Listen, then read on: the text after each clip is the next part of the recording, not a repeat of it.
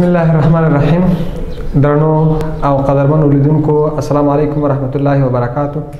نن ورځ د لسم ټولګي د بیولوژي مضمون ته نوبت رارسېدلی دی او زموږ او ستاسو موضوع ده پر روغتیا او سلامتیا باندې د درملو او الکولو اغیزې.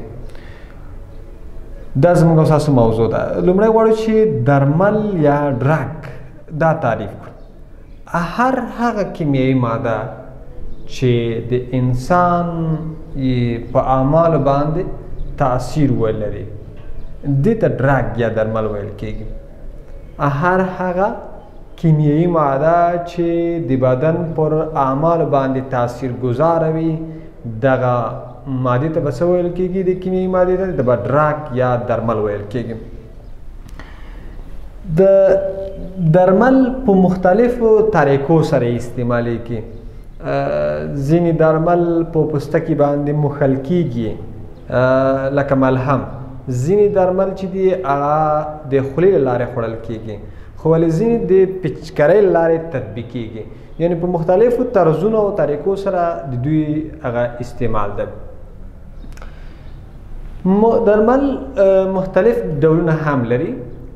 مثلا ځینې درمل د درد ضد لپاره وي چې دردونه ورک شي، ځینې د الرژي یا حساسیت ضد لپاره وي، ځینې د بکټریا ضد لپاره وي، ځینې بیا د عصبي ناراحتیو د ختمولو په موخه باندې استعمالیږي چې عصبي ناراحتي موجوده وي، بالاخره د هغې د ختمولو په خاطر باندې استعمالیږي. نو مختلف ډولونه درمل لري. دا یو څو بیلګې ما تاسو ته وښودې. بل دې ته راځو چې درمل چې په مختلفو طریقو سره کارول کیږي او درمل چې مختلف ډولونه لري. ځینې درمل انالجیک په نامه سره انالجیک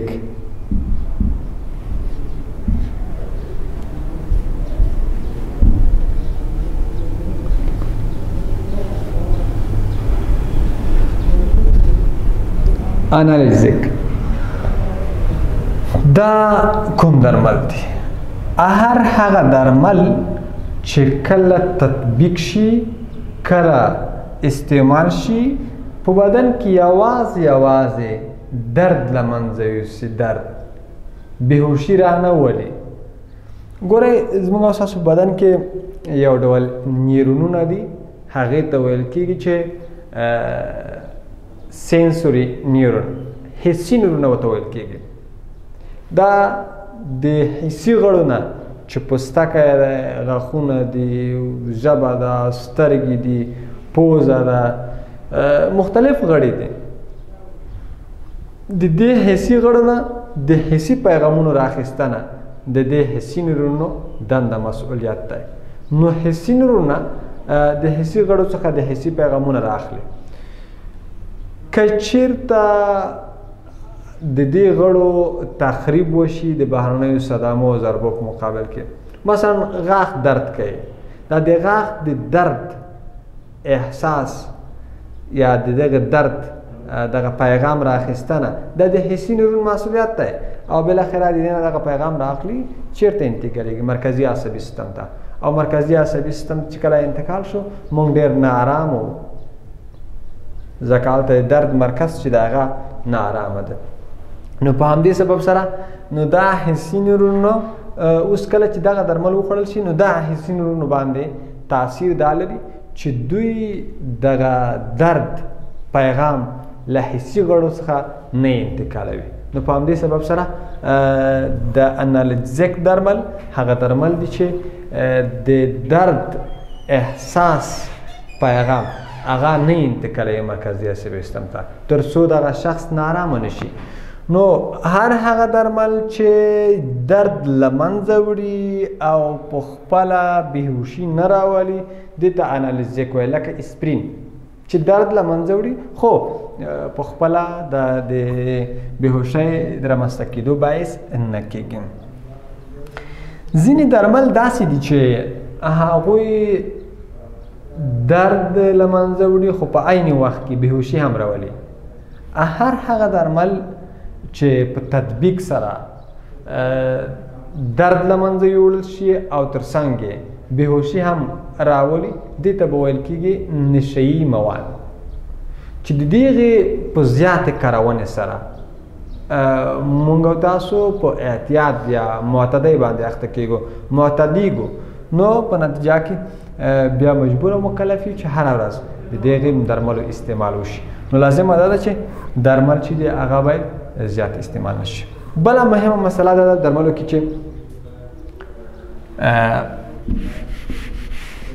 درمل که د ډاکټر د مشورې پرته درمل که د ډاکټر د مشورې پرته او همدا ډول درمل له خپل حد نه په زیاته پیمانه سره وخوړل شي د ګڼو ستونزو د رامنځته کېدو سبب کیږي.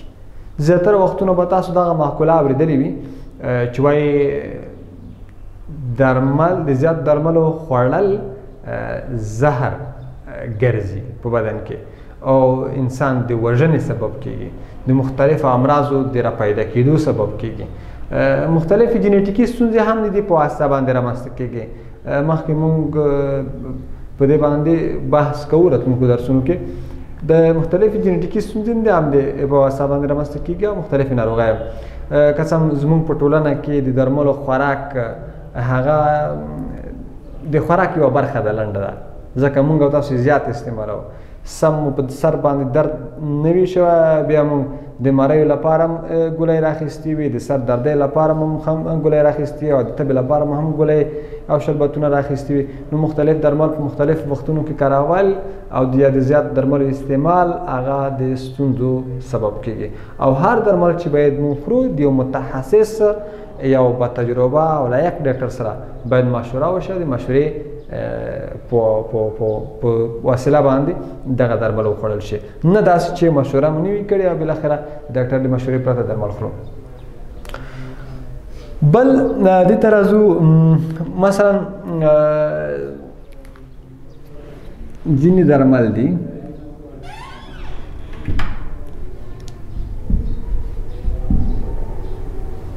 د کافین په نوم سره کافین هغه کیمیايي ماده ده چې په چای کې موجوده وي. چای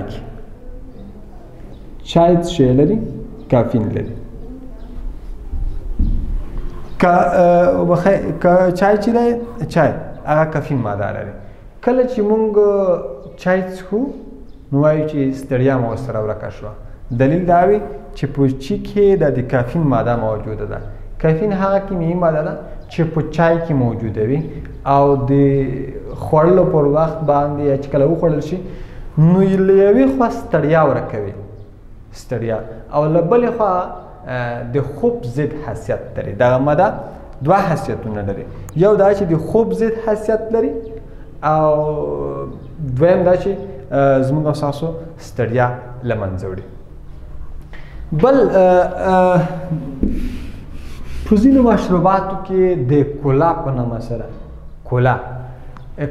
نامه سره کیمیايي ماده موجوده وي، لکه بعضې مشروبات کاکا کولا نومیږي. دا کولا خپله یوه کیمیايي ماده ده، په دغې مشروباتو کې موجوده وي. کله چې وخوړل شي، کله چې وڅښل شي دغه مشروبات، نو په نتیجه کې د دغې مادې مسؤلیت دا ده چې هغه تنده ورکوي، د تندې ضد حیثیت لري کولا ماده. ځینې کیمیايي مادې لکه نیکوټین زیاتره په تنباکو نبات کې وي او تنباکو نبات چې دی هغې نه په مختلفو طرزونو او طریقو سره کار اخیستل کېږي. مثلا ځینې د نسوارو په شکل سره، ځینې د سګرټو په شکل سره، ځینې په نورو طریقو سره چې لم په شکل سره د هغوی نه استفاده کېږي. نو د دغې تنباکو نبات څخه په مختلفو شکلونو سره استفاده، په مختلفو حالتونو سره استفاده کول چې په دې کې د نیکوټین ماده موجوده وي او نیکوټین ماده هغه کیمیايي ماده ده چې دا کیمیايي ماده د ستړیا ضد حیثیت لري او یعنی معمولا په دغه په نشهیي موادو کې وجود لري. بل څه ترازو بل دې ترازو چې الکول څه شی دی الکول الکول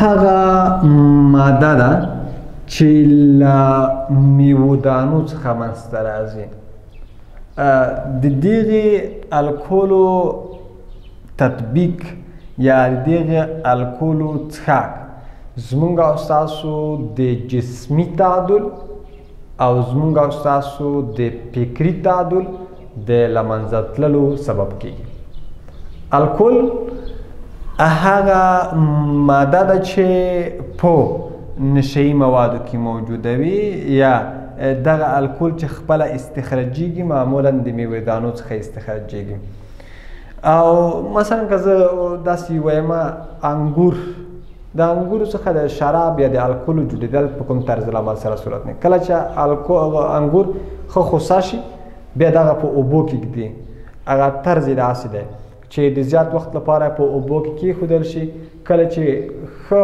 وخت تیر شي وروسته همدغه بکټریاوې راځي او دغه د انګورو کې د قند ته چې په دغې اوبو کې اوس منحل شو د قند ته کیمیاوي تغییر ورکوي او بالاخره دا په څه شي باندې بدلوي په الکولو باندې بدلوي پوه نه شوی انګور دی خوسه شوي انګور په اوبو کې اچول کېږي د څو ورځو لپاره داسې ایښودل کېږي تر څو بکټریاوې راشي د انګور قند ته هغه ته څه شی ورکړي کیمیاوي تغییر ورکړي دا قند په څه شي باندې بدل کړي په الکولو باندې بدل کړي او دا الکول یا دغه شراب که چیرته وڅښل شي زموږ او ستاسو جسمي تعادل له لاسه ورکوو او فکري تعادل هم له لاسه ورکوو دا معنی چې موږ خپل اختیار خپل د بدن هغه څه چې موږ سره دي اختیار هغه له لاسه ورکوو نو الکول چې دا هغه د بدن لپاره مضر دی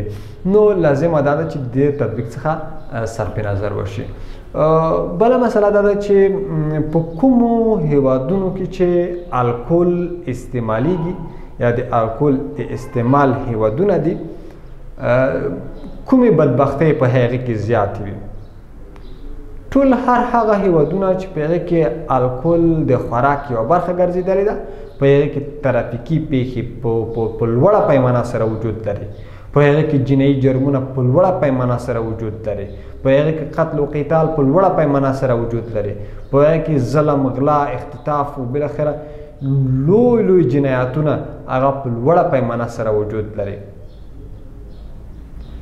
نو د دې لپاره چې موږ د دې ډول ستونزو څخه نجات حاصل کړی وي لازمه به دا وي چې د الکولو څخه استفاده ونه شي او ځکه خو د اسلام مبارک دین هم موږ ته امر کړی دی چې د الکولو د استعمال څخه ډډه وکړئ او الکول حرام ګرځولی دي او په هیڅ صورت د یو مسلم لپاره د مسلمان لپاره شریعت اجازه نه ورکوي چې د الکولو استعمال دی وشي ځکه چې زموږ او ستاسو فکري او جسمي تعادل له منځه ځي او د فکري او جسمي تعادل د له منځه تللو په نتیجه کې موږ د دې پر ځای چې د الله جل جلاله بندګي وکړو د الله جل جلاله نافرمانۍ ته مخه کوو بالاخره هر هغه څه چې مو زړه غواړي هغه کوو او بالاخره موږ او تاسو په دنیا کې بندګان یو بنده دا معنی چې بندیان یعنې موږ او تاسو له نواهیو نه بندیان یو نو که چېرته الکول څښو نو بیا ازادیږو نو بیا ټولو نواهیو ته ازادیږو نو لازمه دا ده چې د الکول نه استفاده ونه شي او هیله مو دا ده چې کومه بدبختي په هیواد کې وجود لري که چېرته د الکولو له تحریک کوي خدای دې وکړي چې الکول هم له دې هیواده څه چې بلکې د نړۍ څخه ورک شي ښه د دې لپاره چې دغې موضوع چې په روغتیا سره متای باندې د درملو او الکولو اغېزې وي لنډ وخت ونیو که موږ د جینیټیک د دې موضوع تر څنګ موږ چېرته د جینیټیک موضوع هم یو څه اندازه واضح کړو دا به غوره وي نن یو بل موضوع د جینټیک لنډ شان کې غږیږو راتلونکي درسونو کې به ان شاء الله په دې باندې په تفصیل سره غږیږو درنو زده کوونکو جینټیک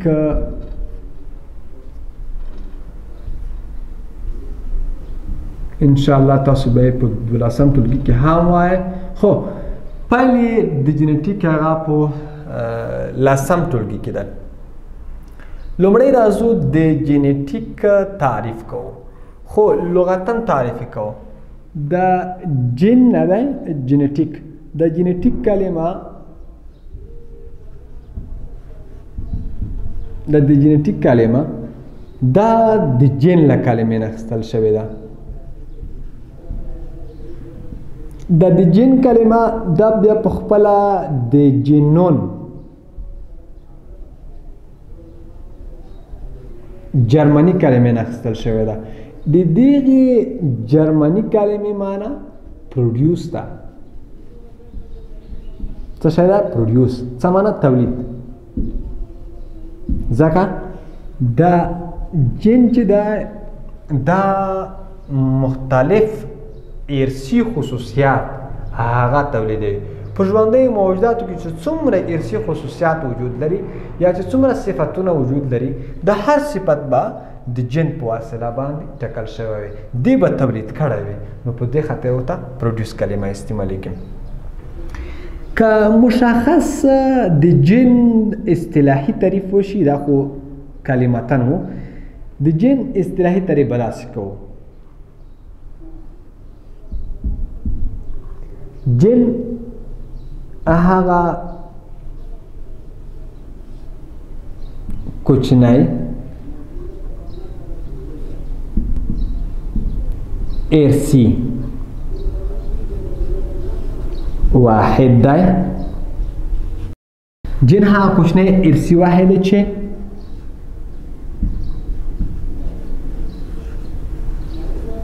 د والدینو څخه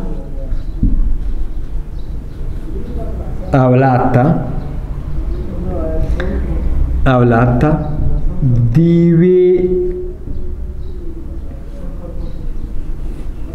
ځانګړي ارثي نښې د انتقال مسؤلیت لري ارثي نښې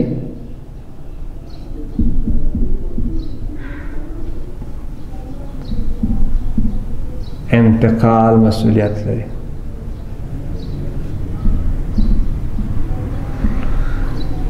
مسؤلیت لري داسې ولې جن هغه کوچنی ارثي واحد دی چې د والدینو څخه اولاد ته د یوې ځانګړې ارثي نښې د انتقال مسؤلیت لري دې ته څه ویل کېږي جن ویل کېږي ښه ګوره د جینټیک کلمه د جن له کلمې نه اخیستل شوې ده او جن د جینون د جرمني کلمې نه اخیستل شوې ده معنا یې پروډیوس یا تولید ده ځکه چې جن هغه مختلف ارثي خصوصیات هغه تولیدوي په ژوندیو موجوداتو کې منځته راوړي جن هغه کوچنی ارثي واحد دی چې د والدینو څخه اولاد ته د یوې ځانګړې ارثي نښې د انتقال مسؤلیت لري که په لویه کې د جینټیک تعریف کو که څوک وایي چې جینټیک څه معنا لري یو خو جن تعریف شو یو د جینټیک تعریف دی جینټیک به داسې تعریف و جینټیک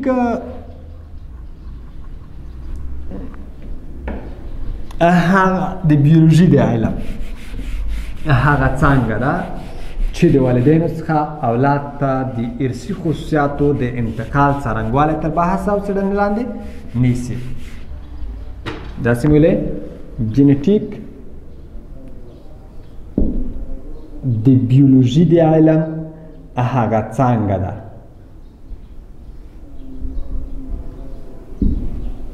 د بیولوژي د علم هغه څانګه ده چې د والدینو څخه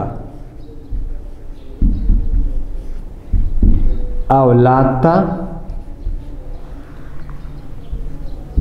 د یوې ځانګړې والدینو څخه اولاد ته د ارثي خصوصیاتو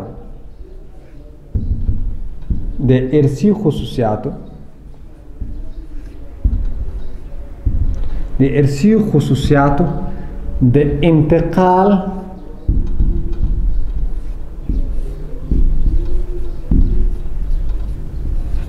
څرنګوالی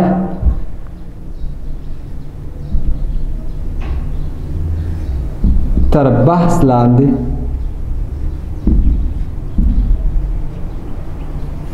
نیسي. جینیټیک د بیولوژي د علم هغه څانګه ده چې د والدینو څخه اولاد ته د ارثي خصوصیاتو د انتقال څرنګوالی تر بحث لاندې نیسي. دا د جینیټیک تعریف شو. یعنی ټول هر هغه خصوصیات چې په ژوندیو موجوداتو کې منځته راغلي دي د دې خصوصیاتو څرنګوالی چې په کوم طرز العمل سره او څنګه او چیرته دا خصوصیات ذخیره دي او سره ورمنځته راغلي د دې څرنګوالي په اړه باندې بحث ټول په جینیټیک علم کې تر مطالعې او بحث لاندې نیول کېږي. نو په همدې سبب سره موږ دا جینیټیک وایو. اوس راځو د جینیټیک تعریف ته.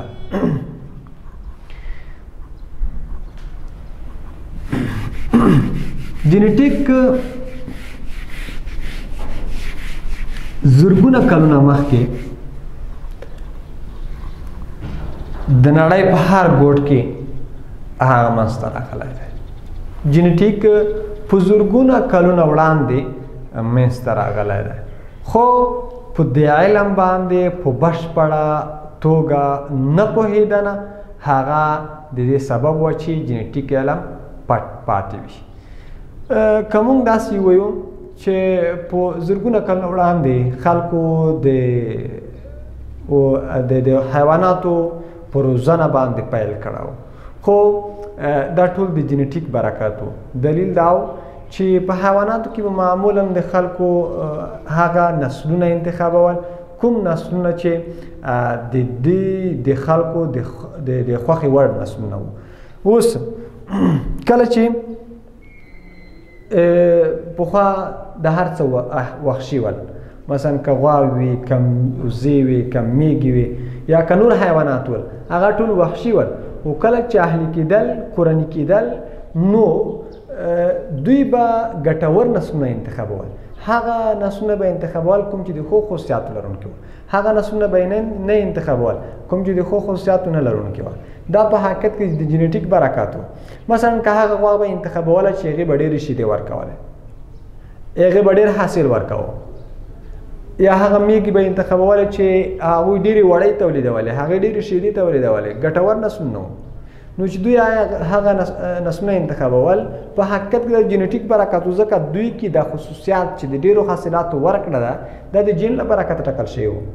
خو چې جین له برکته ټاکل شوي وو، نو په همدې سبب سره دوی دغه نسلونه هم انتخابول.